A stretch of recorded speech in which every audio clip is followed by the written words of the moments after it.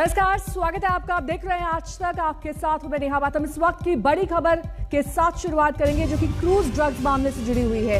एक के बाद एक नया ट्विस्ट इस मामले में आता जा रहा है। 25 करोड़ की डील के आरोपों के बाद एनसीबी के जोनल डायरेक्टर समीर वानखेड़े ने मुंबई पुलिस को चिट्ठी लिखने के बाद कोर्ट में हलफनामा दायर करके कहा कि जांच को भटकाने के लिए मुझे निशाना बनाया जा रहा है, परिवार को भी टारगेट किया जा रहा है। उधर आरोप लगाने वाले चश्मदीद प्रभाकर सेल शिकायत दर्ज कराने के लिए मुंबई पुलिस कमिश्नर के दफ्तर पहुंचे हैं।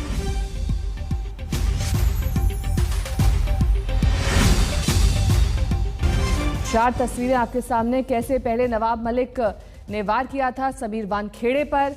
उन्होंने कहा था कि समीर वानखेड़े कोरोना काल में भी दुबई और मॉरिशस जैसी जगह घूमते रहे, परिवार पर भी उन्होंने वार किया था। अब एक चश्मदीद ने भी समीर वानखेड़े पर तमाम संगीन आरोप लगाए हैं। कोर्ट में एनसीबी का हलफनामा दायर कर दिया गया है, लेकिन आज जो इस पूरे मामले में अनन्या पांडे से एक बार फिर से एनसीबी दफ्तर में पूछताछ की जाएगी। एनसीबी दफ्तर से मेरे सहयोगी दिव्येश जुड़ गए हैं, क्राइम ब्रांच से मेरे सहयोगी मुस्तफा शेख जुड़ गए हैं। मुस्तफा, ये जो लगातार नए नए ट्विस्ट आते जा रहे हैं, मामले को कहां से कहां पहुंचाया जा रहा है, इसको लेकर नए नए खुलासे रोज हो रहे हैं। अब ये नया खुलासा समीर वानखेड़े को लेकर है। क्या है ये मामला? एक्सटॉर्शन, उगाही, क्या है ये पूरा केस? जी बिल्कुल, आज ये पूरा किस्सा आर्यन खान की गिरफ्तारी से ड्रग्स केस में शुरू हुआ था। अब वो समीर वानखेड़े के जोनल डायरेक्टर पर आ पहुंचा है।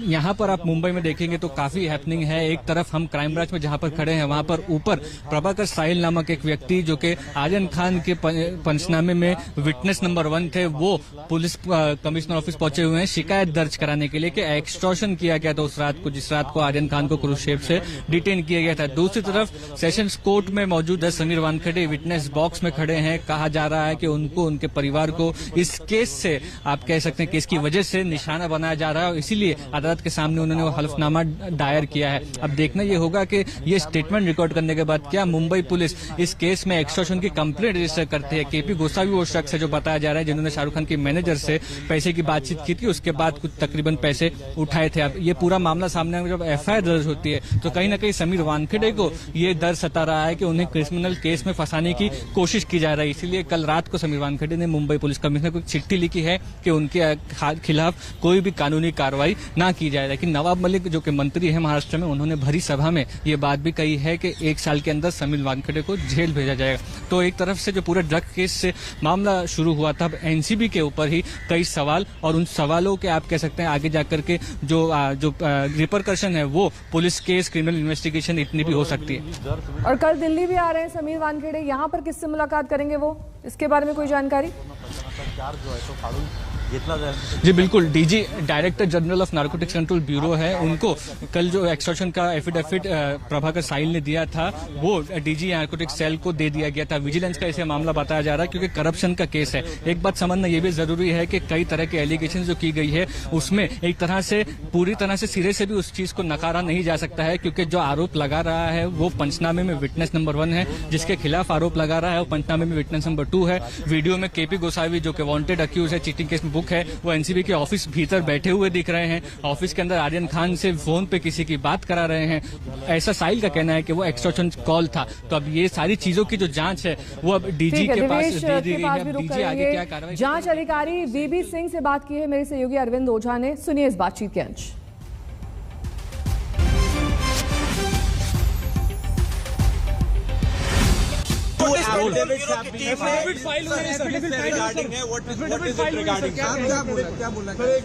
जो भी कोर्ट प्रोसीजर है वो हम कर रहे हैं, इस पर अभी मैं कोई कमेंट नहीं करना चाहता हूँ। सारी चीजें माननीय न्यायालय के सामने लंबित है, तो उस पर कमेंट करना मेरे लिए होगी। लेकिन उनके विषय में आपसे शेयर नहीं कर पाऊंगा किन मुद्दों पर है। समीर वानखेड़े जोनल हेड को कोर्ट में धमकी मिली है पॉलिटिकल हेड साहब की तरफ से। ये ऐसी चीजें हमारे सामने। सर मेरा एक सवाल है, मेरा एक जेन्युइन सवाल है। आपको यहाँ पे बताना चाहेंगे कि किसी भी प्रकार की एक तरीके से लोगों को तो नहीं फंसाया गया है, जैसे कि आरोप लग रहे हैं। कोई कमेंट नहीं करना चाहता हूँ, चीजें कोर्ट के सामने प्लीज आप लोग जो है ऐसे मत करिए। ओके। आप देख पा रहे हैं जो वीबी सिंह है, पूरे इस जो आर्यन केस है इसके वीडियो है, और इनका कहना है कि जो 2 एफिडेविट है वो अदालत में दाखिल की गई है। कोई कमेंट नहीं करेंगे, लेकिन हम आपको बता दें कि एक एफिडेविट नारकोटिक्स कंट्रोल ब्यूरो की टीम की तरफ दाखिल किया गया है अदालत में, जबकि दूसरा एफिडेविट समीर वानखेड़े जो मुंबई के जोनल हेड है उनकी तरफ से दाखिल किया गया है। समीर वानखेड़े ने बकायदा अदालत में ये भी कहा कि उनको धमकी दी जा रही है, टारगेट किया जा रहा है जब से ये केस इन्होंने संभाला है। तो आप देख पा रहे हैं जो केस के आईओ है खुद फिलहाल यहाँ पर मौजूद है। समीर वानखेड़े वो भी यहाँ पर एफिडेविट फाइल करने के लिए यहाँ पर आए थे और नारकोटिक्स कंट्रोल ब्यूरो ने बकायदा एफिडेविट में कहा कि जो गवाह है उनको प्रभावित किया जा रहा है, उनको हॉस्टाइल किया जा रहा है। अदालत का भी इस पूरे मामले में जो 2 एफिडेविट फाइल किए हैं, एक इंडिविजुअल नारकोटिक्स कंट्रोल ब्यूरो की टीम ने एफिडेविट फाइल किया है, जबकि एक अलग से समीर वानखेड़े ने खुद एफिडेविट फाइल किया है। समीर वानखेड़े बकायदा अदालत में आए, विटनेस बॉक्स में आए, जज के सामने आए, उन्होंने अपनी बातें रखी। उन्होंने कहा कि जब से उन्होंने ये केस लिया है अपने हाथ में तब से उनको, उनके परिवार को लगातार धमकी दी जा रही है, इसलिए अदालत से गुहार लगाई कि दोनों एफिडेविट पर अदालत संज्ञान ले। कैमरामैन प्रदीप गुप्ता के साथ अरविंद ओझा, मुंबई, आज तक। वहीं मुंबई पुलिस कमिश्नर दफ्तर में शिकायत करने गए गवाह प्रभाकर सेल ने आज तक से खास बातचीत की। Prabhakar ji, police complaint file करने के लिए आए हैं। पुलिस कंप्लेंट फाइल करने के लिए 1 मिनट वापस आ रहे। हेलो, रुको वापस आ रहे हैं। वापस आने के बाद मैं बात करता हूँ। प्रभाकर साहिल, आप देख सकते हैं कि मुंबई सीपी के ऑफिस में पहुंचे हुए हैं, पुलिस कंप्लेंट फाइल करने के लिए आए हुए हैं, दस्तावेज हाथ में लेकर के।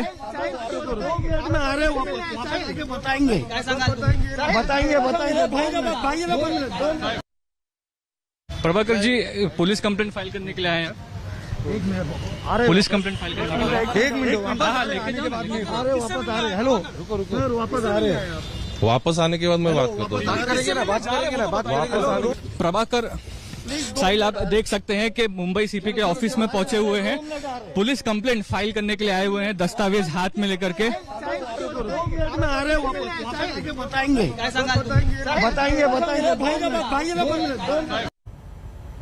दिवेश मेरे सहयोगी तमाम जानकारी के साथ एनसीबी दफ्तर के बाहर से जुड़ गए हैं। दिवेश, देखिए जिस तरीके से तमाम आरोप समीर वानखेड़े पर लग रहे हैं, क्या एनसीबी अब आंतरिक जांच भी कर सकती है या फिर इस बात की भी संभावना है कि उन्हें हटाकर किसी और को इस केस में लगाया जाए?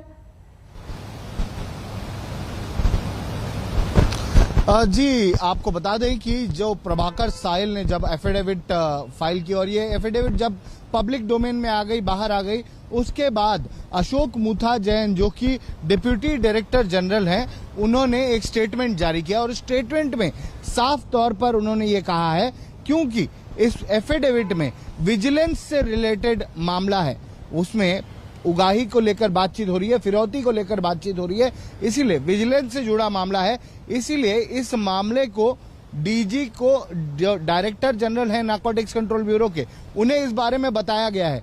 तो ये एक प्रोसीजर है या फिर आप बोल सकते हैं कि एसओपी है कि किसी भी अफसर पर या किसी भी तरीके की विजिलेंस रिलेटेड, करप्शन से रिलेटेड एलिगेशन लगते हैं तो डीजी को इस बारे में इन्फॉर्म जरूर किया जाता है, डिपार्टमेंट हेड को इस बारे में इन्फॉर्म किया जाता है। तो हो सकता है कि इसमें एक इंक्वायरी हो, इंक्वायरी में बातचीत की जाएगी। पर समीर वानखेड़े जिन पर ये आरोप लगा है, उन्होंने साफ तौर पर इन सारे एलिगेशंस पर डिनायल दिया है, कहा है कि ये सारे आरोप झूठे हैं, इसमें कोई भी तथ्य नहीं है। अभी भी आपको बता दें कि समीर वानखेड़े दिल्ली जा रहे हैं, दिल्ली जा सकते हैं और दिल्ली वो जाएंगे क्योंकि उनका एक इंटरव्यू शेड्यूल है। आपको बता दें कि समीर वानखेड़े डीआरआई से नारकोटिक्स कंट्रोल ब्यूरो बतौर 1 साल के लोन पर आए थे, उन्हें 6 महीने का एक्सटेंशन दिया गया है। पर एक इस बीच बड़ी खबर आपको बता दें, दिवेश आपके पास लौटूंगी मैं, कल दिल्ली आ रहे हैं समीर वानखेड़े पर एनसीबी में आंतरिक जांच की जा सकती है। सूत्रों के हवाले से ये खबर मिल रही है। समीर वानखेड़े पर अब चीफ विजिलेंस ऑफिसर आरोपों की जांच करेंगे। Divesh, chief vigilance officer in आरोपों की जांच करेंगे, जो तमाम तथ्य पाए गए हैं, जो विटनेसेस की ओर से कहा जा रहा है, उन सभी चीजों को अगर सम्मिलित कर लिया जाए तो कितने संगीन है ये आरोप? ये आरोप बहुत ही संगीन है। आपको बता दें, आरोप में उगाही को लेकर बातचीत हो रही है, फिरौती को लेकर बातचीत हो रही है, प्रभाकर साहिल ने अपने एफिडेविट में ये तक कहा है कि ये सारे पैसे आर्यन खान के ऊपर एक्शन ना लेने के लिए लिए जा रहे थे या फिर आगे किस तरीके का एक्शन लेना है उसके लिए लिए जा रहे थे। पर आर्यन खान अभी भी जेल में है और हर बार आर्यन खान की बेल को अपोज करती आई है नारकोटिक्स कंट्रोल ब्यूरो। तो इसी बात पर जो सूत्र हैं नारकोटिक्स कंट्रोल ब्यूरो के, वो ये कह रहे हैं कि अगर किसी ने उगाही ली, किसी ने किसी तरीके की फिरौती की है, तो आर्यन खान का बेल क्यों अपोज कर रहे हैं, आर्यन खान पर कड़ा एक्शन क्यों लिया जा रहा है, उन पर सेक्शन ऐड किए जा रहे हैं, सेक्शन 29 उनकी दूसरी रिमांड के समय लगा है। तो इस तरीके के तथ्य एनसीबी के जो हमारे सूत्र हैं वो भी दे रहे हैं और ये भी उनका कहना है कि ये क्योंकि एक एलिगेशन है तो इसका जो स्टैंडर्ड ऑपरेटिंग प्रोसीजर के हिसाब से जो जांच होती है एक डिपार्टमेंट के अंदर, पूछताछ होती है, वो पूछताछ जरूर होगी, उस प्रक्रिया को जरूर पूरा किया जाएगा। पर क्योंकि ये एक प्रक्रिया है, ये एक प्रोसीजर है, तो प्रोसीजर के हिसाब से पूछताछ की जा सकती है, छोटी सी इंक्वायरी भी हो सकती है। पर अभी तक ऐसा कोई ऑर्डर डिपार्टमेंटल इंक्वायरी का नहीं आया है कि किसी भी तरीके की डिपार्टमेंटल इंक्वायरी का ऑर्डर अभी तक नहीं आया है। लेकिन इस बीच वो आरोप भी आपको सुनवा देते हैं जो समीर वानखेड़े पर लगाए गए हैं। सुनिए इस बातचीत के अंश। आर्यन खान और कॉर्डेलिया शिप ड्रग केस मामले में एक नया खुलासा होने जा रहा है। इस वक्त मेरे साथ एक शख्स है, इनका नाम है प्रभाकर साहिल। ये एनसीबी के द्वारा किए गए पंचनामे में विटनेस नंबर 1 है, इंडिपेंडेंट पंच है। पूरा जो मामला हुआ था, जिस वक्त अरेस्ट हुए थे, पूरा सीजर हुआ था, सील किया गया था, उसके ऊपर इनके दस्तखत है और इनको कुछ खुलासे करने हैं, इसीलिए वो हमसे बात कर रहे हैं। उनके कुछ आरोप है, उनका ये कहना है कि वहाँ पर क्या हुआ था, आंखों से देखा था उन्होंने अपनी, और इसीलिए वो बयान करना चाहते हैं। उनसे बात करेंगे। प्रभाकर साहिल इनका नाम है। केपी गोसावी जो एक पंच थे इस मामले में, इनके साथ बॉडीगार्ड के तौर पर कुछ महीनों से काम करते हैं। प्रभाकर साहिल, आपसे जानना चाहेंगे, उस रात को आप वहाँ पर थे पूरे मामले में, आप केपी गोसावी के साथ गए थे, केपी गोसावी को आप जानते हैं, और बाद में जानना चाहेंगे कि उस रात क्या क्या हुआ था। उस रात जो भी हुआ था, मतलब इनका जो पूरा ऑपरेशन जो चालू था वो दोपहर से ही चालू था। तो उन्होंने मुझे 1:30 बजे के करीब उन्होंने मुझे फोटोज वगैरह भेजे, कम से कम 10 से 12 फोटो थे। अच्छा। तो उसमें से सिर्फ मैंने एक ही जन को रिकॉग्नाइज किया, क्योंकि हर एक के चेहरे पे मास्क था। अच्छा, कुछ फोटोज आपके पास है? कौन से फोटो है, कौन से फोटो आपको भेजे गए थे? ये फोटोज आपको किसने भेजे थे, आपने बताया? किरण गोसावी सर ने मुझे फोटोज भेजे थे। अच्छा। उसमें से सिर्फ यही आदमी को मैंने पहचाना। दिखाएंगे जरा कैमरा की तरफ।